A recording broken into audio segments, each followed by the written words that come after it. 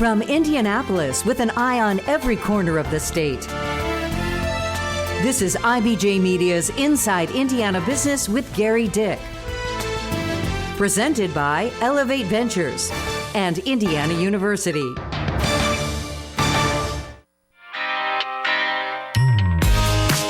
A big economic jolt to the Wabash Valley.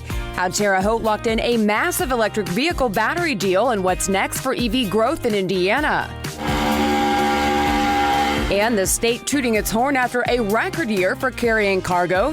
What's pushing freight growth at Indiana's 3 shipping ports? Teeing off in Indiana to the tune of $2 billion. Golfers driving it long and straight, landing right into Indiana's coffers. Plus, Hoosier ag innovation intersecting with renewable energy. How one Indiana farm operation is transforming manure into clean energy.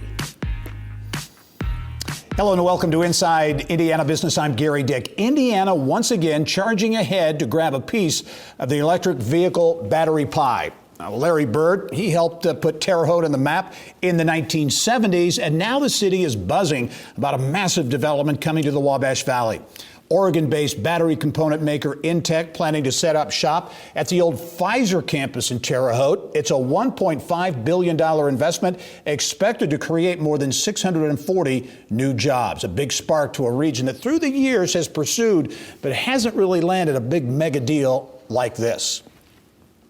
For more on what drew Intech to Vigo County and how the region stacks up in terms of having enough workers ready to fill those jobs, let's go to Terre Haute now and get some answers with Terre Haute Mayor Duke Bennett coming to us from his office there in downtown Terre Haute. Mayor, thanks for joining us. Good to be here, Gary. Hey, this deal, $1.5 billion, I was trying to, think back. Is this the biggest deal ever in the Wabash Valley, economic development-wise? Certainly has to be one of the biggest. For me, talking to other people, and just from my memory, it has to be. It's a significant one that doesn't happen very often anywhere, but, Right. Be able to land it here in our community, it definitely stands above anything in the past. Yeah. Let's talk about this deal. Intech, 640 jobs, electric vehicle battery components. What sealed the deal, Mayor, do you think? What made Intech say, hey, we want to be in Terre Haute, we want to be in the Wabash Valley? There was a couple of things they wanted to be in the Midwest. That was their primary target, which is, obviously good for all of us around here in the Midwest. But having a shovel-ready site, there's a little bit of utility work that's going to have to be done, just very small amount. The capacity's there. They thought our workforce availability was going to be what they needed, and the colleges, schools that we have here are going to be able to produce the kind of people they need to work there. So that was another fit. And I think they just really liked working with us. I mean, that always comes down to the end. They like working with the local community. And so I think we put on, a really good initial conversation, because if you think about this, the conversation didn't even start till October and it closed this week. That's pretty fast for a project of this size. And so I think all those things coming together led to that. Very quick wrap on that deal. Education, workforce. We talked with the CEO of Intech this week. Here's what he had to say about coming to Terre Haute. We like the education system that Terre Haute, or Indiana, I should say, is offering. The vocational ed, having Ivy Tech down the street's a benefit. Yeah, education, and Terre Haute is blessed. Indiana State, Rose-Hulman, Ivy Tech, St. Mary's. You got all those schools there, and this may be an outgrowth of that. Yeah, and when there's always the conversations about how do you keep college kids in a community. Well, here's an opportunity for 642 jobs. Their wages are going to be about $71,000 a year. It'll give us a chance to keep some of those kids here when they do graduate. Yeah, Mayor, everybody is struggling with workforce and talent. How are you going to get the people? Are you confident you can get those workers to fill those jobs? You're hopeful, but it's a concern. So is housing. So is childcare. It's these same issues keep cropping up. And then when you land a big opportunity like this, you're thinking, okay, that just multiplies the problem. And so we're working on those things, but we're going to have to really move quickly in order to make this work. Yeah. Hey, Mayor, we've only got 30 seconds, but this is the latest in a series of announcements and developments there. New convention center in downtown Terre Haute. You've got a casino that is going up. A couple of new hotels may be on the way. Do you sense this is Terre Haute's time, that the momentum is really beginning to build? I absolutely do. It's been coming for the last few years, and it's coming to fruition. I mean, we've had it'll be over $2 billion worth of investment in private sector in the last few years. Okay, very good. That is a Terre Haute Mayor Duke Bennett on a major announcement. I should mention, too, the CEO there at Intech said, hey, we have room for growth. There may be more growth after that. We'll keep tabs on that. Mayor, thanks for joining us. Thank you. All right. Well, this isn't Indiana's first rodeo when it comes to establishing its footprint in the evolving EV space. Stellantis building a $2.5 billion battery manufacturing facility in Kokomo. It's a joint venture with Samsung SDI. Meantime, New Carlisle, northern Indiana near South Bend, in the running for one of GM's massive EV battery plants. Although plans on hold for that potential $2.4 billion investment. GM also putting big money into EV technology at its Marion and Bedford plants, nearly $5.5 million in all. Well, Indiana proving not to be as landlocked as most people think. Next, how moving goods along Lake Michigan and the Ohio River bringing big bucks to the state. At PNC Bank, we're committed to making a difference in the lives of our customers and communities by helping them move forward financially. As a Main Street bank, we try to do right by our customers with every encounter. Our local teams offer personalized financial advice to help guide you in making the best decision. We're proud to be part of your community. PNC Bank. See how we can make a difference for you at pnc.com. Copyright 2022, the PNC Financial Services Group, Inc., all rights reserved. Perception: Indiana is landlocked. Reality? No, it isn't. In fact, waterways are steering big bucks into the Hoosier economy, and record investment in the offing for Indiana's 3 ports. Freight shipments up over 40% compared to the pandemic year of 2020. Overall, Indiana's 3 ports, Burns Harbor, the northwestern part of the state on Lake Michigan, and the Ohio River facilities in Jeffersonville and Mount Vernon, handling nearly 12 million tons of cargo.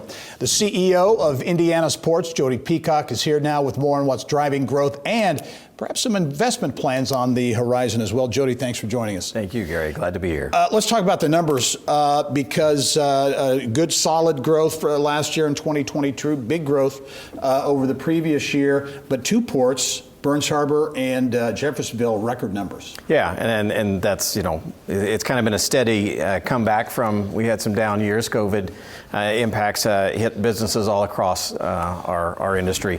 And we're a very diverse port system. We have a lot of different cargoes, but we're seeing growth now in steel, ag products, fertilizer, ethanol, DDGs. So it's nice to see everything coming back. And, we're at record levels at 2 ports, and we see more growth yet to come. And it really does dispel that myth that Indiana, isn't a shipping state, because it really is, I think, 12th in the country in terms of shipping.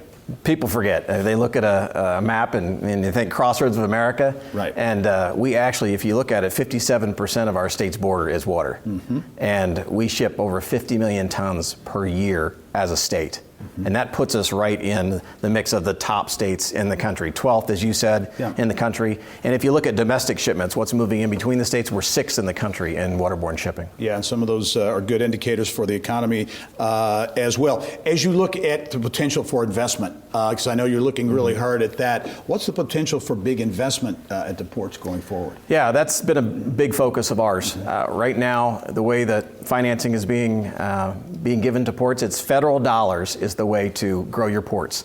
We are not funded by the state. We get no taxpayer dollars going into our ports from the state. So we apply for federal grants and compete across the country. And we've been very successful in getting grants. We're working $60 million of new projects right now at our ports, expanding capacity for bulk shipments, for multimodal shipments.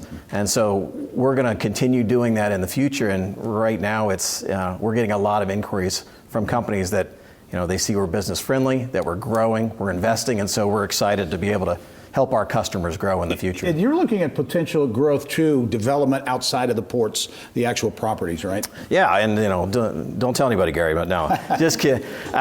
So our ports have been around since 1961. Our organization was created. We have roughly 2,800 acres of land available on the Ohio River and Lake Michigan. And 80% of that original land has been developed. And so we've expanded the ports 5 times. And at this point, we've got 1 mega site in Mount Vernon that's ready to be developed. Yeah. But after that, we don't have a lot of big sites. So we're going to look around the state for mega sites that are on rail that could help us grow and create economic impact for Indiana. We'll be following that story. Should mention you are the CEO of the ports, the new CEO, not new to the port system, though. Been at the ports of Indiana for 22 years. Just named the new CEO about 5 weeks ago or so. How's it feel? It's a real honor to be able to lead an organization that I've been a part of and have really grown up with over the years. When I started, I didn't know Indiana had ports, but it's certainly been a fun ride, and I've got a great team and a great board, and to be able to work with the governor's office and this administration, it's been a real pleasure, and I'm excited to see what's next. Very good. We'll look forward to having you on the show many times going forward. Appreciate it. Jody Peacock, the CEO of the Ports of Indiana, thanks for joining us. Thank you very much. Well, up next, drive it straight. Get it in the short grass, knock it in the hole. How golfers in Indiana are driving big bucks into the state's economy. And Indiana's connection to this horse running on a treadmill. The IBJ's David Lindquist reports on a busy season for a local startup specializing in collegiate clothing. And David also catches up with the former metal band manager turned bacon and sausage maker, how he's growing his business.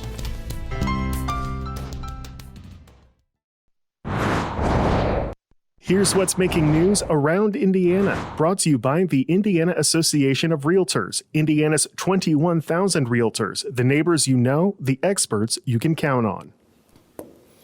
Well, golf and government aren't really two words you often hear in the same sentence. But this week, officials from the game and Indiana legislators convened at the State House to celebrate findings from a recent study on golf in Indiana at the State House. Around Indiana reporter Mary Rachel Redmond joins us now from a tee box in Hamilton County with more. Mary Rachel.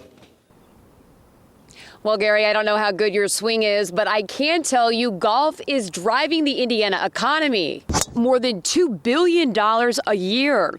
Talk about a hole-in-one. The numbers coming from a new 2022 economic impact report commissioned by the National Golf Foundation, which also showed the game contributes over $50 million for charities. I caught up with Indiana Golf Executive Director Mike David to get his thoughts on the latest findings. Yeah, I think for those of us that work in the golf industry, you kind of expected those numbers, but still when you see them in print, it's significant, right? And to say that, they didn't show it to us this time, but the last time we did an economic impact study, golf ranked ahead of dairy products for production in Indiana. So really when you put it in that perspective, it's a pretty significant number. Obviously, golf being over a $2 billion industry is significant. I think the fact that over 23,000 jobs in Indiana are related to the golf industry, I think that's pretty significant as well. And I will say that the vast majority of those people, I think, kept their jobs during COVID. So I think that speaks well for the game.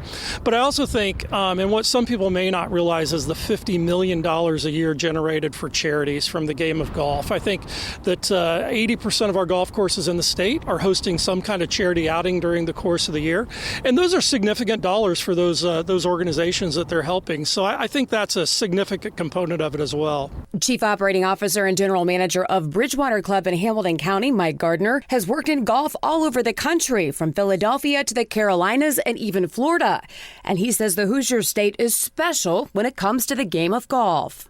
I've seen different regions of the country, and I will tell you that the Indiana Golf Association is the leader, if one of the top in the country for what they're doing with consolidating all the associations, and then also helping the community understand. And the impact study is real because most people don't understand the impact that golf has on our community, on our state, on our economy. And the work that they've done to get that information out there is priceless. It really is. And the fact that, like I said, you wouldn't think that Indiana would be the leader in that, but they are. Mary Rachel Redmond, Inside Indiana Business. All right, Mary Rachel, thank you. Well, time to check out now what else is making business news around Indiana. And we begin in West Lafayette. That's where Purdue is playing a key role in the future of aviation operations and safety. The university partnering with Saab and Ericsson to create a lab-to-life project that will test 5G innovations for airports through real-life situations. 'Cause we never get enough, we burn till we're out of time. A new tone in the air for Fishers-based Vibenomics, the audio marketing tech startup being acquired this week by Texas-based Mood Media. You can hear Vibenomics sounds in more than 7,000 stores around the country. Well, big money coming to help improve small-town Indiana. More than $127 million in federal money going toward fixing and repairing roads, bridges, and trails in nearly 40 rural Hoosier communities. And an Indiana connection to cameras and sensors used by truckers. Fort Wayne-based Convoy Technologies growing its operations north of the border, setting up a new manufacturing facility in Ontario. Well, Dennis Murphy thought he might carve out a career as a carpenter. Well, no, maybe it was a calling to the priesthood where he belonged. Instead, Murphy would follow his passion for people, his devotion to doing good works in the world, and he'd find it in healthcare. Now, the president and CEO of IU Health, Murphy says his time spent as a teenager in the seminary brought his career path into focus. Really loved the idea of giving back, doing good in the world. I always loved being part of a team and a bigger group, and you really felt that way when you were at the seminary, that there were a set of like-minded people all trying to do something special with themselves and their lives. Much more with the man in charge of Indiana's largest healthcare network, IU Health, CEO Dennis Murphy. That's on the next Business and Beyond podcast. It drops on Monday. Well, turning manure into something useful. How a big Indiana farming operation is using livestock waste to create big-time renewable energy. And IBJ's HR Impact Award celebrates HR professionals, teams, and companies for success in creating exceptional workplaces. Does your company have a great HR story to tell? Make your nomination by April 7 at ibj.com/nominations. And don't miss your chance to nominate your most admired leaders for Indiana 250. It's IBJ Media's list of the 250 most influential business and community leaders around the state. More at indiana250.com. And be among the first to meet the 2023 class of IBJ's 40 Under 40. Join us April 21st to meet this year's honorees. RSV or reserve a corporate table by April 14 at ibj.com/events.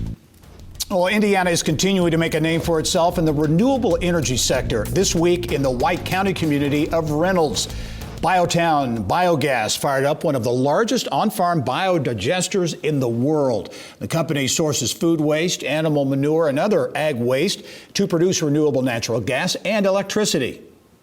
What they're doing here and what they're going to do in the future is they're going to reduce the carbon output that would be the equivalent as if we planted 5 million trees in Indiana. So you can see the value that is to the state and to really our reputation as a leader in sustainable and greener energy here in the country. What many people do not know and understand is that from an innovation and technology standpoint, Indiana is just flat out a leader. You look at Eli Lilly, you look at Dow, you look at Vex Hybrid, you look at just up and down the spectrum. The Biotown facility in White County supports more than 50 full-time jobs.